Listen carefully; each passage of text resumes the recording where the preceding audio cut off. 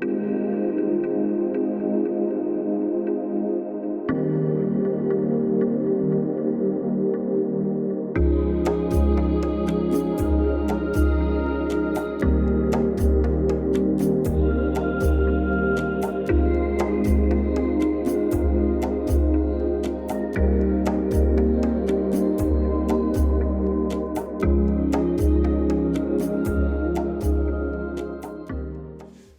to Two Truths, where we explore controversial topics in religion, philosophy, and history from at least two different perspectives. I'm Dr. Darren Yamarino, and today we're going to be looking at entheogens. So, all right, what's that? Quick little definition is we're mainly talking about plants that are going to generate God within, or the experience of God within. Okay. That's pretty important with this initial definition, because now we have to ask ourselves, if it's about generating this experience of God within, then what does that look like? Right? Well, a lot of the different accounts from the different plants that are used will have something like an ego death being part of it. A holistic picture may be emerging, right, of interconnectedness, communing with different spirits, sort of intermediate maybe level spirits, and distorted visuals, auditory, right, hallucinations. So that's not like that's a comprehensive list, but that's a pretty good accounting of the sort of things that you hear. So we're going to have to ask ourselves later when we go into more of like the cons section, right? Since this is Two Truths and I like to look at both sides, we're going to have to ask ourselves a question of like, is that all that the experience of God entails? Right? So we'll get back to that in a little while. Let's stick for now on sort of some more information and then looking at maybe some of the benefits or pros when it comes to the use of entheogens within religious or spiritual life. First off, how about some examples? Right? Well, there are a lot. So I'm not going to give some, again, comprehensive list, but I think that the stuff I will mention covers a good amount of it in no particular order. Right? Different parts of the world are going to have access to different plants, right? Peyote. Right? San Pedro cactus, ayahuasca, iboga or ibogaine, datura, different forms of that, salvia divinorum, amanita muscaria, and then other mushrooms, mead, right, from honey, alcohol, cannabis, snake venom, even kava, ergot, maybe even ethylene gas. That's a lot. Those are all things that have been mentioned or used over thousands of years, some of them, right? Now, where do we find evidence, though, that these are actually being used in relationship to what we might call religious life specifically? Shamanism is the primary place. I mean, there's no question that different shamans are frequently going to be using entheogens. Right? But let's set that aside. That's fairly well known. Let's sort of focus more on like early religions when they become a little more structured and even institutionalized. So the first place I'd say to look, some of you may know this already, India, and talking about Soma in the Vedas. If you look in the Rig Veda, there are a whole chapter, it's like dedicated to Soma, and it's brought up constantly. So it's a god, it's a plant. It might later become associated even with like the moon, but what plant? It's been debated by scholars. We don't need to try and figure it out here, but probably a combination of Amanita muscaria, some type of mushroom, and ephedra sinica, I guess, maybe. where you're getting this combination of like almost like a stimulant effect, but also of a hallucinatory experience. So pretty intense from the different descriptions that you read in parts of the Vedas. That's going back, way back. Right? That might take us back all the way into even these pre-civilization shamanic times in the Indian subcontinent and possibly northwest, right, of there, right, when it comes to the Vedas. Now, in 2020, fairly recently, cannabis was found. So on like mortar and pestles or on top of altars, in bowls, there's different places you would look, right? Any ritual items, if we can run any tests to find residue, great. That's going to be helpful, right? So you'll find things like, crushed seeds, cannabis, and they found this in Tel Arad. So in Israel, 8th century BCE, there seems to be some evidence. But again, how much can you really extract from that? It's not much, right? And is it only a specific like regional usage, or is this a wider thing? For what length of time and in what manner is this being used, right? Maybe it's not even actually being consumed ritually in any manner, right? So we really don't know all the details. If we want to turn back to India and look at sort of like the tantric traditions, maybe in like the 8th to 12th century period CE, there might be some possible use of mushrooms. With some of the Mahasiddhas, that's been suggested in India, Nepal. So possible. Cannabis is definitely mentioned in the Vedas. Again, the last part of the Vedas, the Atharva Veda, it's mentioned multiple times as something that brings kind of like joy, happiness. So we have some evidence there. If we look elsewhere, ancient Egypt, possible evidence there with this sort of blue lotus lily flower. Greece, definitely. With some of the mystery cults, seems to be that there's sort of like ergot being utilized, a drink form that you would experience right before like the culmination of some of the mystery traditions. So it's starting to add up, right?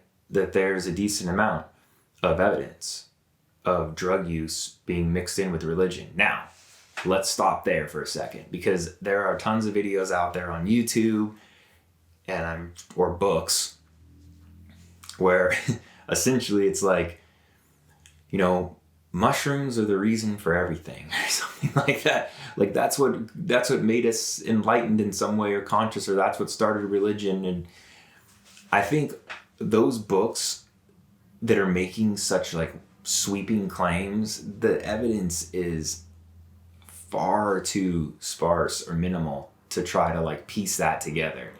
I don't think there was some widespread conspiracy in all these religions that they were using drugs, all of them, and then they just all stop and cover it up, sort of thing, right? So I think there's evidence for certain individuals, or maybe certain little regions where and pockets of time where something might have been happening, sure, right?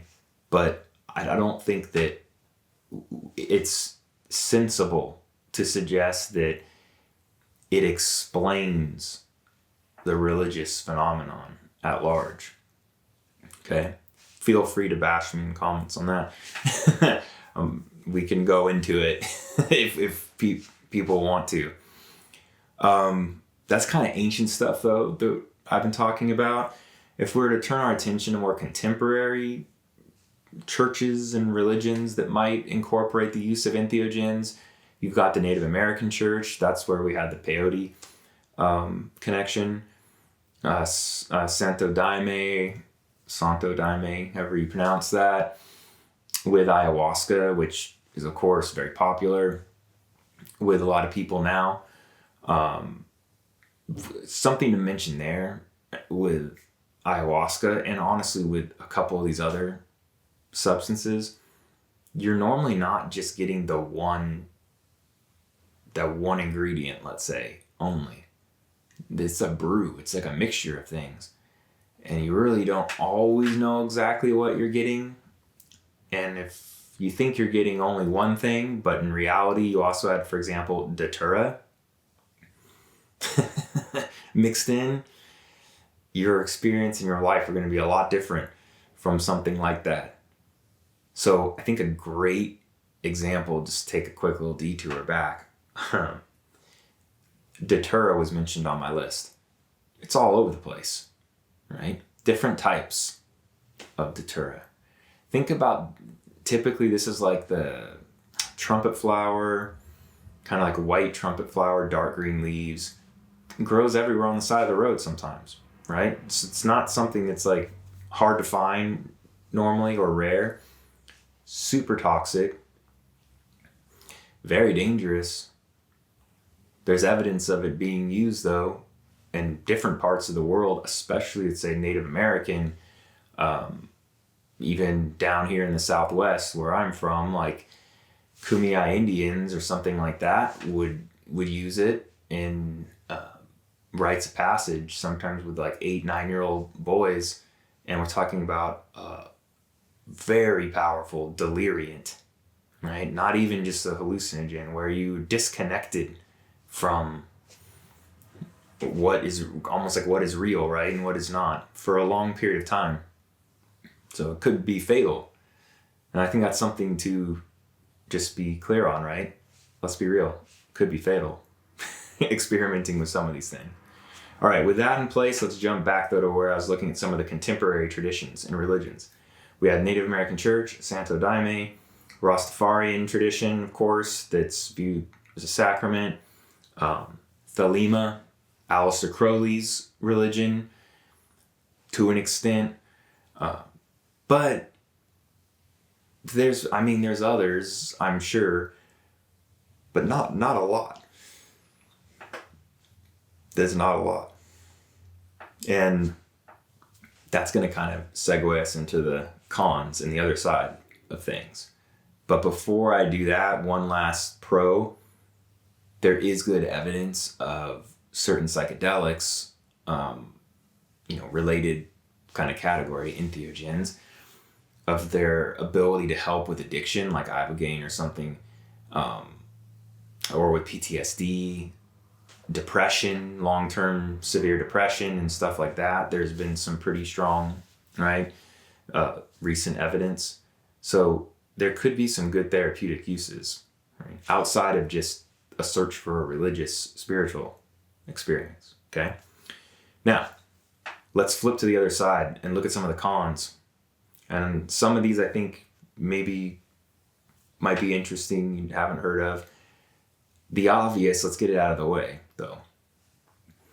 Addiction.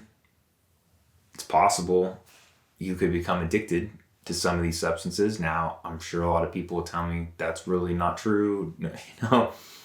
Many of these, you might actually hate the experience and they can help you break addiction. Sure, I just said that before, but there is a risk with some of the substances for an addiction potential, right?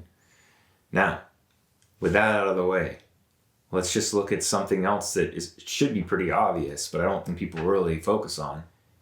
You're relying on an external aid, right? If you're taking a drug and it's from a plant, if there's no salvia divinorum or datura or blah, blah, blah, whatever, right? If I don't have the plant, how do I access the experience? I can't, I guess, right? So that's sort of a problem, is that it might not be something that's accessible, safe, or repeatable, right? So that's one other thing. Now, the main thing here that I think we need to focus on that there's not enough of is that almost all, I would say, major religions and new religious movements, a lot of them, okay, are going to be explicitly against the use of psychedelics, entheogens, alcohol. Let's go through the list. Islam. Nope, definitely not. Buddhism. Nope. And no, the intoxicants, it's a problem, right? Judaism. Nope. But generally speaking, it's kind of like not every rabbi is going to agree. Moderate amounts, maybe of something like alcohol or smoking, like tobacco or something like that, that might be fine. So you get that in kind of the Judaism and Judeo-Christian sort of web of things where it's a little bit more moderate on the situation, where definitely intoxication level is a problem and would be a no-go. And certainly these more extreme drugs are not going to be, promoted or advocated. But sure, you can have some small amounts maybe of alcohol or tobacco or caffeine or whatever. Baha'i faith, nope, it's out. Confucianism, if we want to jump over there, Taoism, it's not going to promote social cohesion and peace. Or filial piety or other things that it might destroy those things. So it's out, right? That's a good amount of a lot of the religions just right there out of the gate. If you want to look to more sort of fringe, I guess, or new religious movements, how about Mormonism, Scientology, just to name two? They're not going to be on board with the use of drugs at all, even maybe to levels of, caffeine could be questionable or something, depending on circumstance, but definitely not a lot of these like psychedelics, right, would be off the menu, let's just say. So there you have it. That's for like the major religions and even minor, let's say, or new religious movements. It's pretty much a no-go. So I think that's important for everyone to understand. That's like all like, gung-ho about psychedelics. Is that, sure, you do whatever you want on your individual journey, but to try and tie it in and say that like all, it's all part of religions or major religions, it's not at all. Now, you want to say that it was in the past? For some, like we said, for some maybe, right? But again, I don't think that it's a huge mistake to try to reduce the religious experience down to that. And that takes us to our last point, which brings us also back to the beginning of the video, where I asked the question about like, well, is the experience of God kind of like more than just ego death or, communing with intermediate level spirits or something like that? What about transformation through charity, compassion, scripture study? Pretty important. Artistic creation, asceticism, faith, an intense form of faith, meditation, prayer, ritual. Most rituals don't have drugs, right? The list could be extended. The ways in which you connect with ultimate reality, or just God specifically, which may or may not encompass all of what ultimate reality is, depending on your religious, philosophical points of view. There are a lot of ways that have been proposed of how you can become transformed. So let's say metanoia or something on a Christian sense of like a total transformation of your heart and mind. It certainly doesn't say that that's like, oh, we'll take this plant, and then you're done. Like you'll get the experience that you want. No. Right? So that is, I think, most important of all this, is that there are all these other ways. And notice they're internal too, like prayer, meditation, something like that, for example. Faith, right? Those are all things that kind of can be done anywhere at any time from within. So, in charity or compassion, that's coming from inside of you out towards someone else, right? Rather than just finding an external thing like a plant and bringing it into you. So, right? I think to wrap all this up is that there's a risk of focusing on entheogens or psychedelics and saying that, like, hey, guess what? I took, whatever it was, datura or ayahuasca or whatever, right? And I had this crazy experience, but you can end up with a theological vice that I've talked about probably in some other videos. That is the vice of presumption, where you feel that you know truth, right? With a capital T, and you've experienced it maybe firsthand, and that you've even been like transformed, and you may not need to do or learn much of anything else, right? You're already in the know or saved for whatever reason through the use, let's say, of some sort of entheogens. But what happens here is you're having like a presumption without permanent transformation or ongoing, right? So it's like, cool, you claim to be enlightened or something, maybe by some past tense experience, but are you like truly enlightening? Are you really helping others? Are you also constantly growing and keeping yourself open to further forms of illumination? Maybe it's an individual case-by-case basis, I'm sure, but a decent chunk of people, not so much. So that's at least, I'd say, like the risk. So there you have it. That's what I've got for today. Please, as always, feel free to dive into comments and tell me, why I'm wrong on all this, right? And I'll be happy to respond. Till next time.